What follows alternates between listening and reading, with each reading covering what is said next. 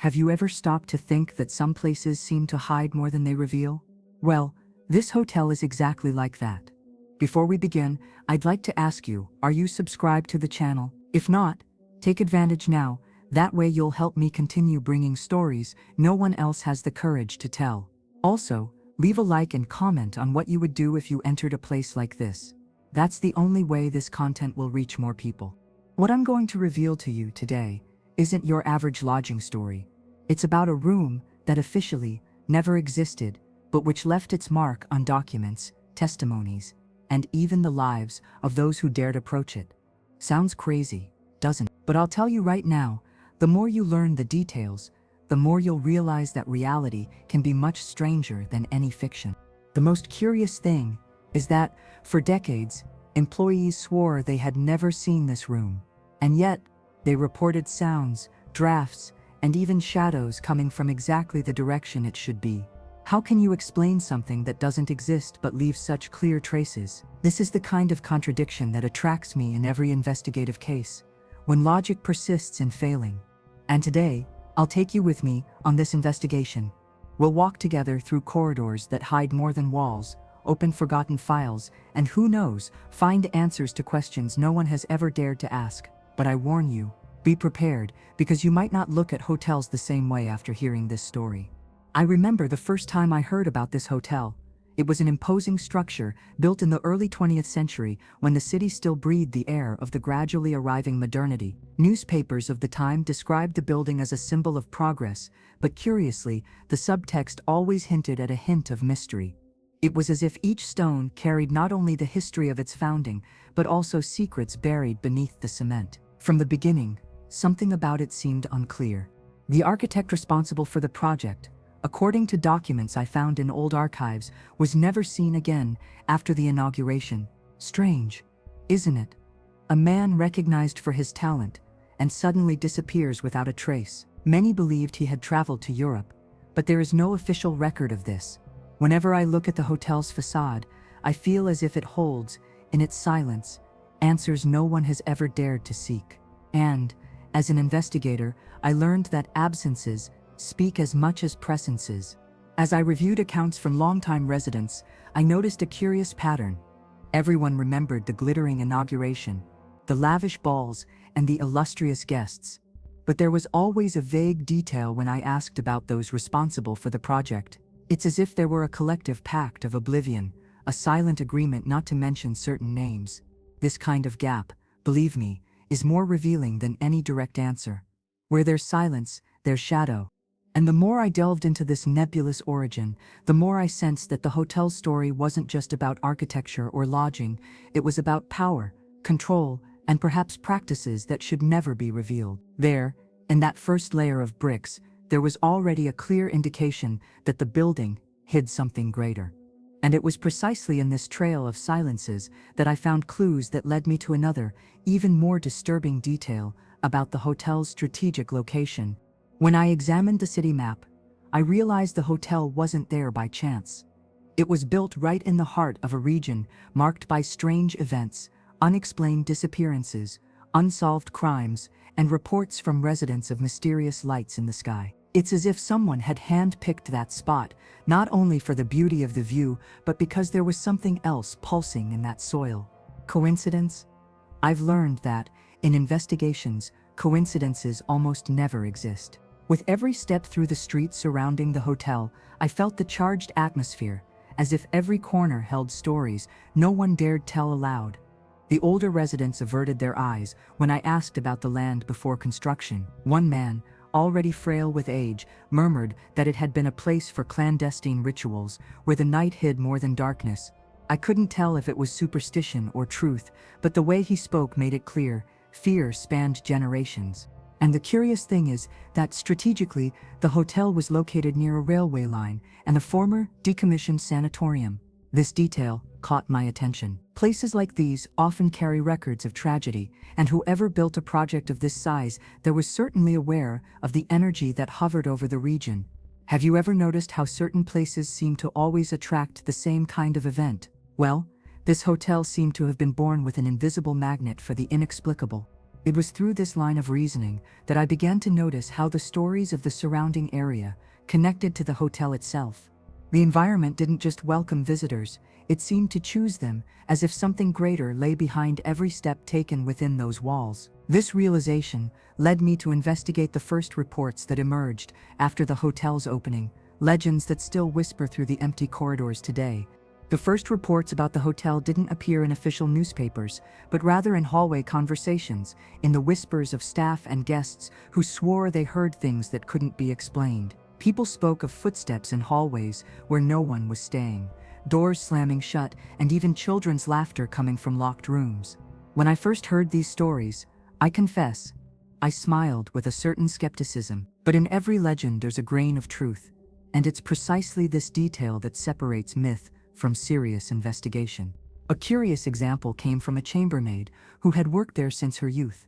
She described how, one night, going up to the top floor, she felt such an intense chill that she almost dropped her service tray. The detail is that very night, no guests were registered on that floor. I've experienced similar sensations before, and I know well how the body reacts when something we don't understand manifests itself. The fear doesn't come from the mind.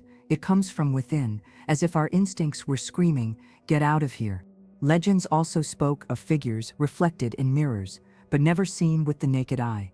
Guests reported waking in the middle of the night with the sensation of someone watching, and when they turned on the lights, nothing was there. Isn't it curious how the human mind, in environments charged with mystery, becomes more vulnerable? As a researcher, I've learned that when many different people report the same experience, it's not just collective imagination, it's a pattern, and patterns deserve extra attention. These stories, repeated year after year, shaped the hotel's identity. It ceased to be just a luxurious building and became a point of curiosity and awe. And it was precisely by delving into these early legends that I noticed an even more intriguing detail: persistent reports of a floor that officially shouldn't exist. During my first visits to the hotel, I noticed something strange in the elevators. The button sequence simply skipped a number. From the 5th floor, it went straight to the 7th. At first, I thought it was just a common superstition. After all, in many places the number 13 is avoided.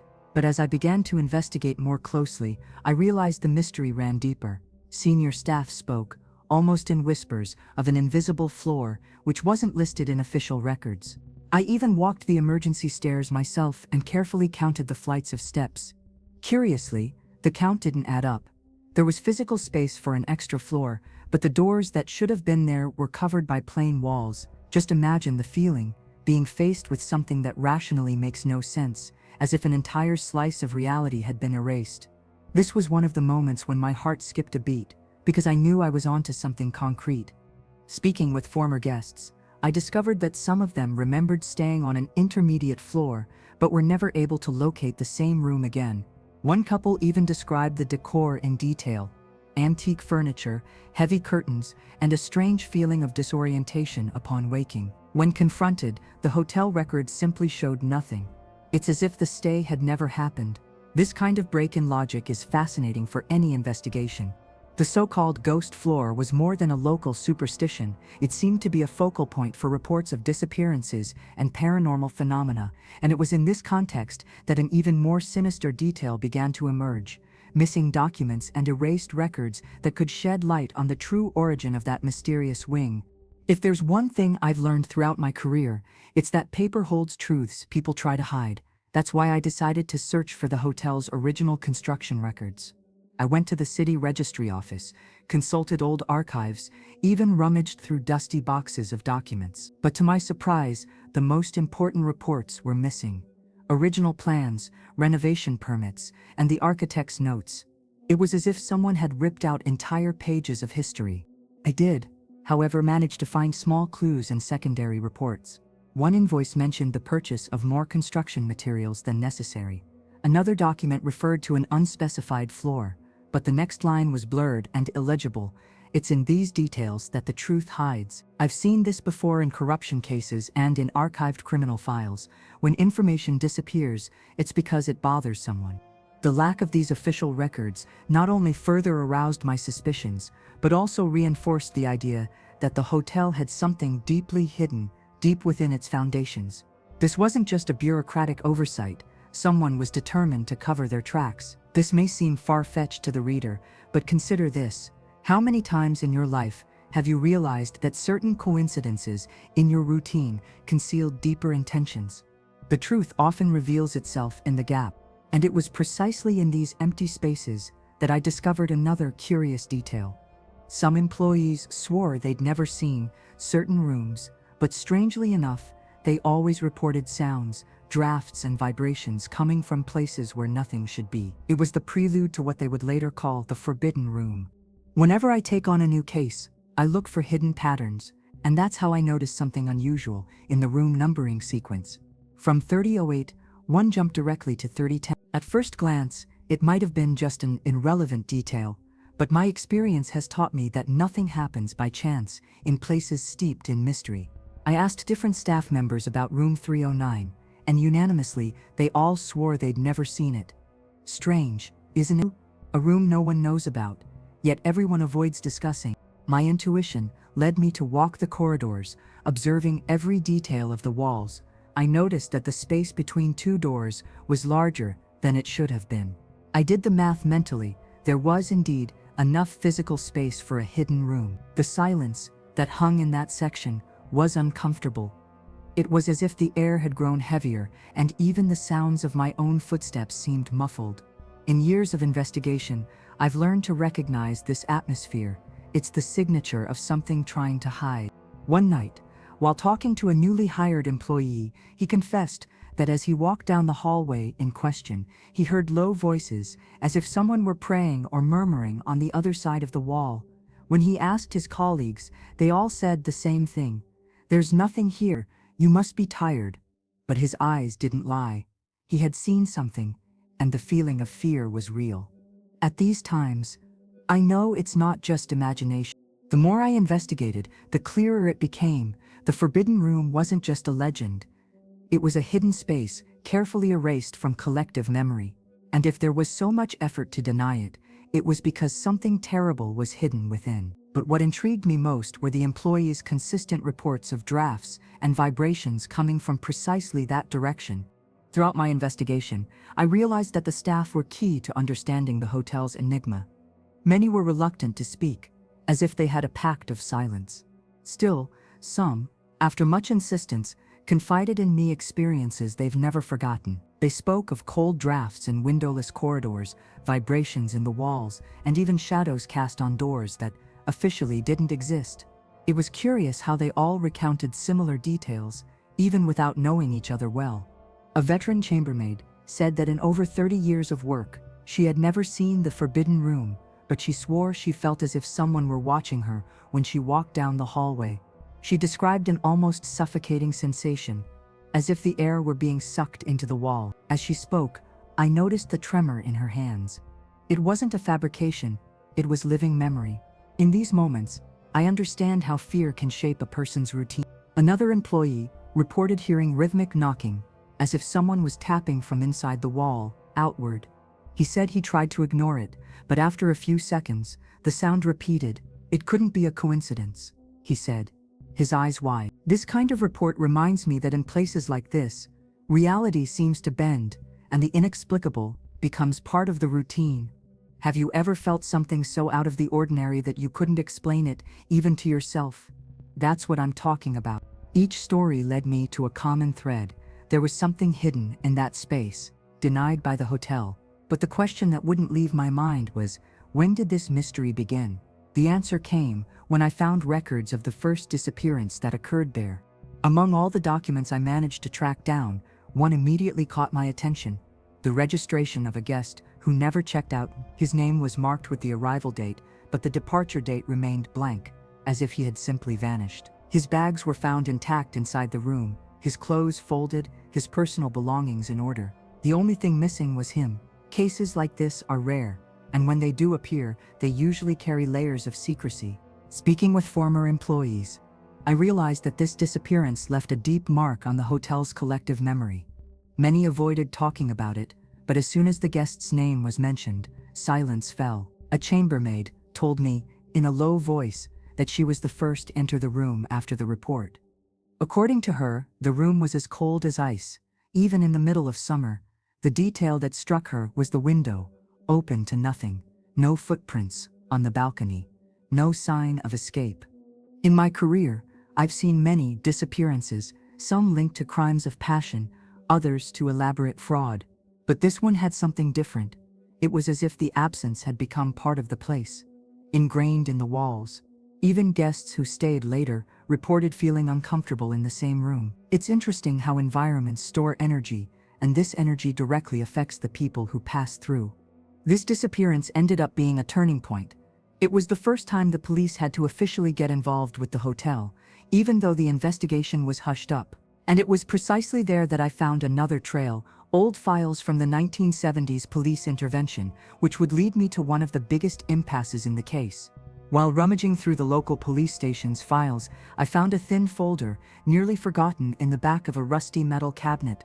The cover simply read, Hotel, 1974. Upon opening it, I noticed that much of the documentation was stained or missing pages. Still, the few notes made it clear that there had been a formal investigation into the guest's disappearance. The strange outcome was the case dismissed due to lack of evidence, despite so much compelling evidence. Among the documents were reports from police officers who admitted to hearing sounds coming from restricted areas of the hotel. One of the investigators described in detail a continuous knocking on the walls, as if someone were calling for help. Curiously, this statement was crossed out with a red pen, as if someone had tried to erase it from history. It wouldn't be the first time I've seen attempts to silence uncomfortable investigations. The truth, sometimes, is more frightening than the crime itself. While interviewing a retired police officer who participated in that investigation, I heard a confession that gave me chills. We saw things in there that couldn't be explained. Then they told us to forget about it. He wouldn't go into details, but the expression on his face said it all. This wasn't just a run-of-the-mill missing persons case. Something bigger and possibly dangerous was at play. It was from these hushed accounts that I realized the line between crime and the unexplained was becoming increasingly blurred at the hotel. But the most surprising thing was yet to come: the testimonies of people who, upon entering restricted areas, reported experiences bordering on the impossible, such as hallucinations and time distortions. I've always believed that the human mind is like an open field. When exposed to certain environments, it reacts in ways we can't always explain. In the case of the hotel, several reports pointed to disturbing experiences.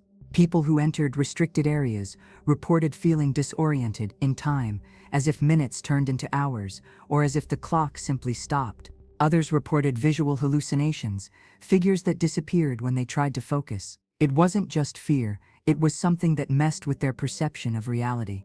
A striking example was that of a maintenance worker who, while trying to check the plumbing near the Forbidden Room's hallway, emerged completely distraught. He described hearing his name whispered repeatedly, and when he looked back, he swore he saw his own shadow move independently. He was taken off work due to anxiety attacks. Cases like these remind me of how charged environments can act as triggers for hidden trauma. During one of my nighttime investigations, I myself felt something unusual. The air seemed dense, as if it were harder to breathe. My thoughts became scrambled, and for a few seconds I lost track of where I was. I'd experienced similar situations in so-called haunted houses, but in that hotel, the sensation was magnified. It wasn't just psychological, there was something physical, tangible, acting on us. At these times, it's impossible not to reflect how often, in our lives, do toxic environments also distort our perception without us realizing it. These psychological aspects raised a new question. Was the hotel built on something that intensified these phenomena? Or did someone know exactly how to manipulate people's minds? My search for answers led me to a peculiar discovery, a forgotten diary found by a chambermaid, which described strange symbols and nocturnal voices coming from the room that doesn't exist. It was an elderly chambermaid who told me about the discovery. She had found a diary under a bed during a routine cleaning years ago.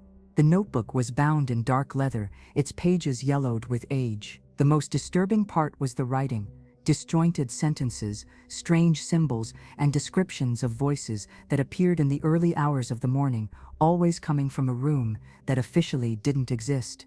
To many, it was simply the ravings of a disturbed guest. To me, it was a key piece. Reading his notes, I noticed a pattern. The reports always occurred between 3 and 4 in the morning, a time known in many cultures as the dead hour. The author described feeling an invisible force pulling his attention to a specific spot in the hallway where he claimed to hear muffled chanting. Interestingly, these reports coincided with times when employees also reported strange occurrences. The consistency here could not be ignored. The final pages of the diary were even more enigmatic. Among the circular symbols and nearly illegible scribbles, one phrase caught my attention: "The door only reveals itself to those who don't seek it." This statement made me reflect deeply, because in complex investigations, it often happens like this. Answers appear when you least expect them, as if revealed only to those ready to see them. The parallel with life is inevitable. How often do we only see certain truths when we stop pushing?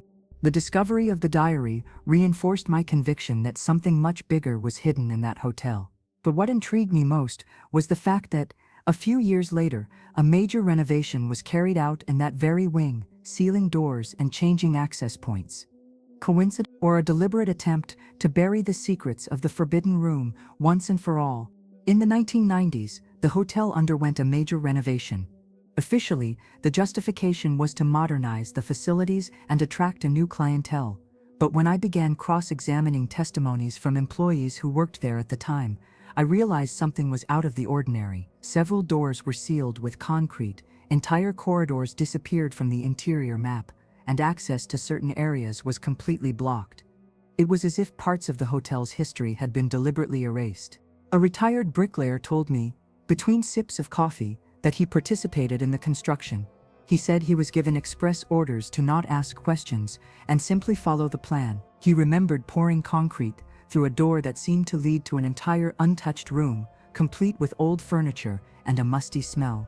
When he questioned the foreman, he received only a cold look and the remark, "That doesn't exist, keep working." This kind of imposition always sets off alarm bells in my mind.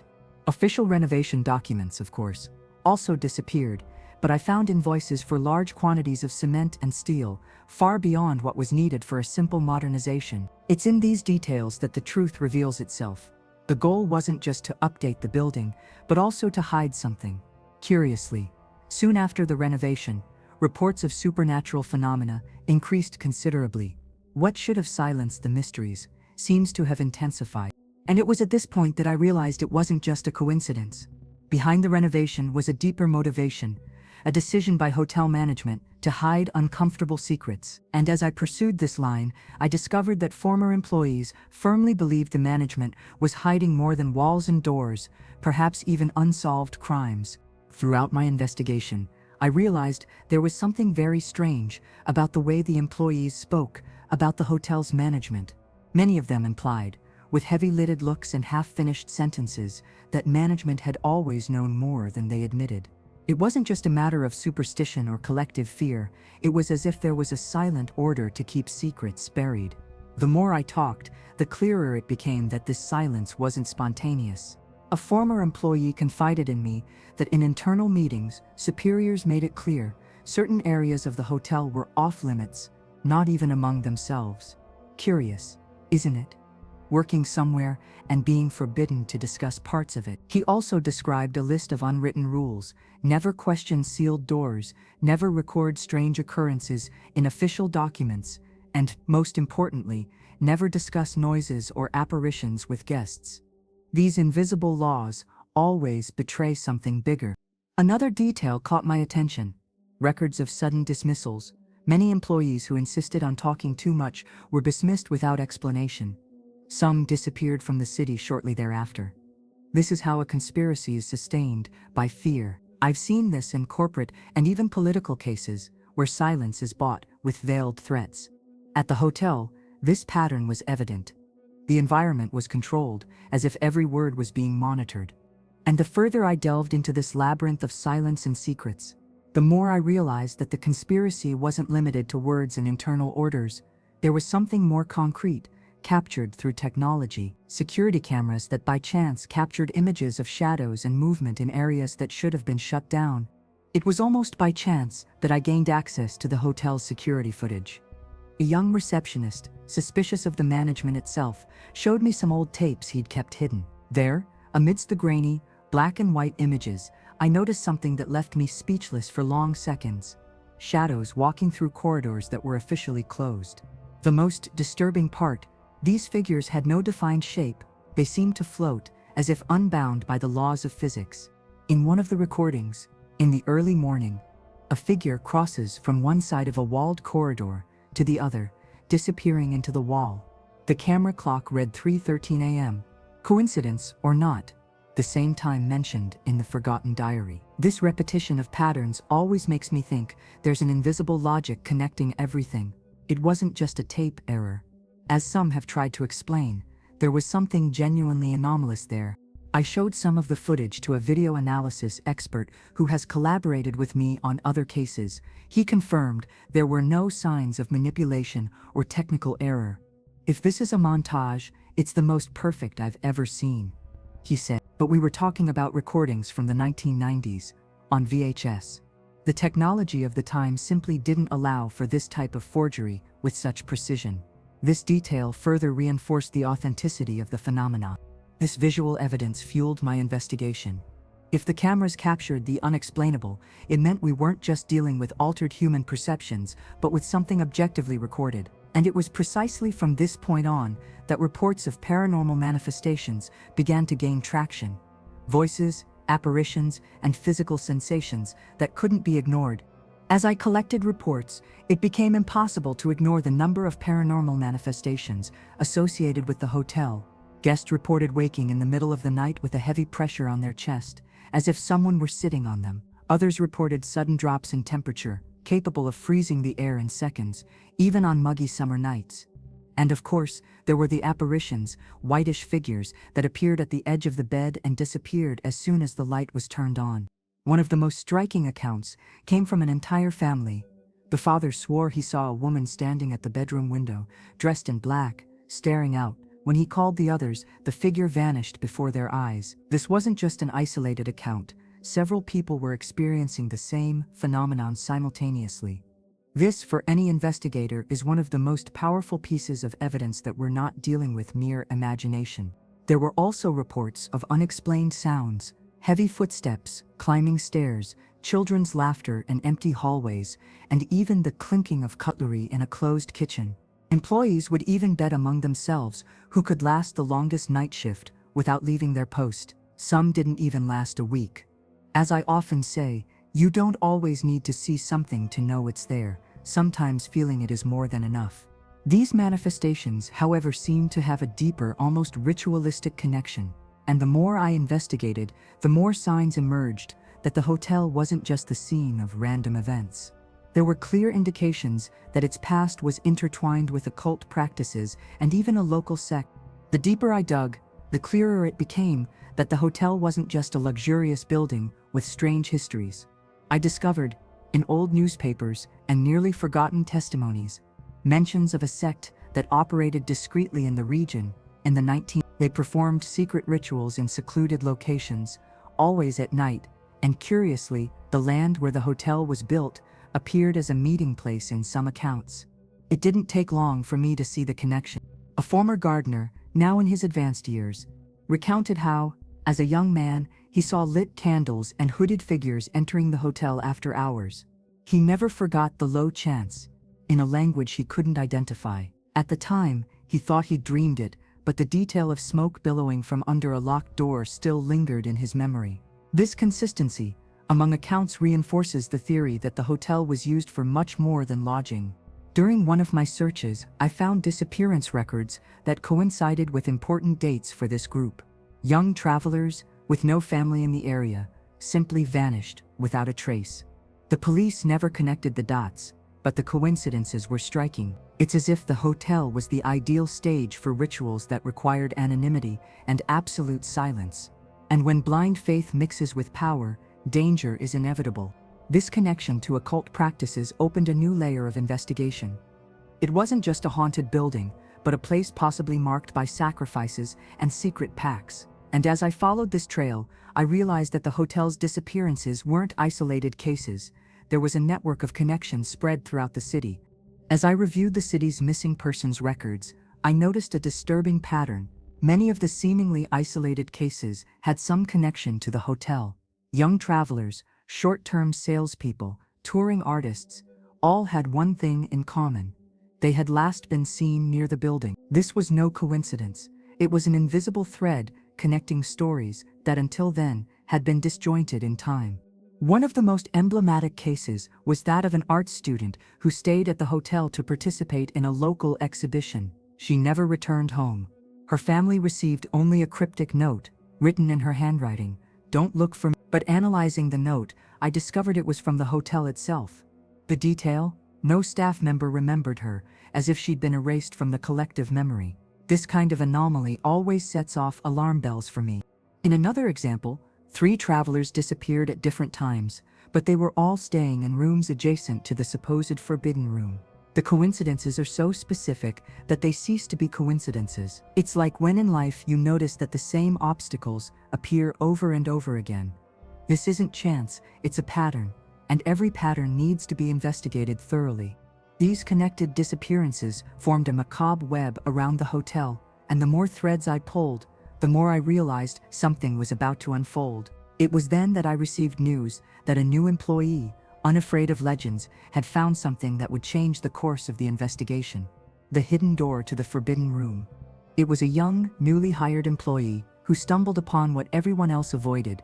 Curious by nature and not yet burdened by legends, he decided to explore seldom-used corridors during a nighttime patrol.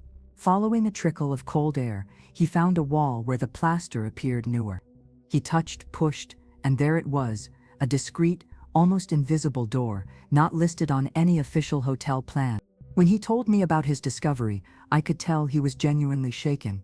He described the feeling of being watched as he turned the doorknob. The metal was cold, as if it had been left on ice. When he opened it a crack, he smelled a strong, musty smell mixed with something metallic, almost ferrous. "It's amazing how the body reacts before the mind," he recoiled immediately, as if he'd touched something forbidden. The most shocking thing was what happened next. The next day, when he returned to the same hallway, the door seemed to be gone. There was only a wall, but he swore he had seen, touched, and even pushed the wood. This kind of story resonates with me, because I've experienced similar situations in other cases: doors that appear and disappear, spaces that seem to bend reality. The question is never if it happened, but why it happened to that specific person. This recent revelation was like a trigger. Now I had not just rumors or redacted documents, but living, breathing evidence that the room really existed. And the big question became, what was inside it? The answer was not long in coming, and when it did, it revealed a scene frozen in time. When I finally managed to enter the forbidden room, the feeling was indescribable. It was like crossing an invisible border, a portal to a place forgotten by time. The air was heavy, saturated with dust and mold, and each step stirred up small clouds that danced in the dim light of the flashlight. What struck me most was the condition of the objects: antique furniture, a still-made bed, clothes folded on a chair. It looked like someone had left yesterday, but the place betrayed decades of neglect. On the desk, I found yellowed papers, unsent letters, and a glass with dried wine stains. Everything was exactly as it would have been the day the room was sealed. The most disturbing detail was the pocket watch left on the table, stuck at 3:13, the same time that had already appeared in the diaries and security tapes. These small alignments chill me because they suggest a hidden logic guiding each piece of the mystery. As I explored the space, I also noticed signs of something darker: marks on the floor, symbols scratched into the wood, and dark stains on the carpet that, even faded, betrayed a violent history. They weren't just traces of time, but of events no one dared to officially record. I've entered many abandoned places, but few have given me such a clear sense that time there no longer flows the same way. This state of suspense made me wonder, why hide a room like that? What secrets could be so dangerous that they needed to be erased? Then I found documents, hidden in a secret drawer, and they pointed to an unexpected culprit: the hotel owner himself. Inside the secret drawer, I found a carefully folded set of papers. They were old notes, contracts, and even receipts that directly linked the hotel owner to mysterious events, But most disturbing was a leather-bound notebook filled with detailed writing about occult rituals and practices. It recorded that the Forbidden Room was no coincidence, but a space prepared for secret meetings, symbolic sacrifices, and dark pacts. The hotel owner was not just a visionary entrepreneur, he was the mastermind of a macabre game. Most surprisingly, some documents linked the disappearances to these practices. The chosen guests weren't selected at random. They were carefully screened and lured to the hotel. They were lonely young people, travelers without family nearby, people whose absence wouldn't generate an immediate scandal. This calculated coldness revealed that the mystery was not only paranormal, but also criminal, planned with intelligence and cruelty. As I read each page, I felt as if I were facing a puzzle, finally being completed. The Forbidden Room, the legends, the disappearances, the strange phenomena, all converged on a single truth. The hotel had been built as a front for something much darker, and the owner, who for years was celebrated as a visionary, silently bore the mark of a predator. But the most disturbing thing is that, even after discovering all this, the feeling I had when leaving that room wasn't one of relief. On the contrary, I felt as if something had remained behind, watching, waiting for the next opportunity to reveal itself. And perhaps that's precisely where the greatest mystery lies. Because some doors, once opened, can never be closed again.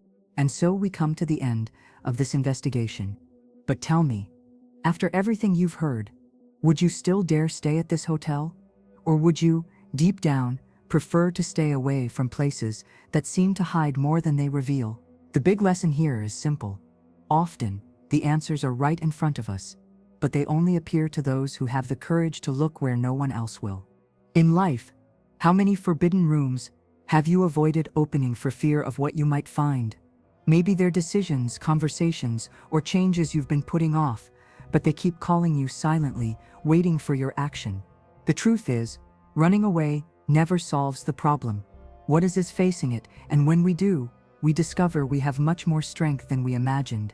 This case taught me that mystery isn't always just supernatural or criminal. Often, it's psychological. The real enigma is how far are we willing to go to know the truth? And you, what would you do? Would you remain in the comfort of ignorance or dare to walk through the door no one else has the courage to open? If this story resonated with you, subscribe to the channel, turn on notifications, and leave your comment below. I want to know, what was the most surprising moment in this investigation? Let's continue exploring mysteries together, because believe me, there are still many secrets waiting to be revealed.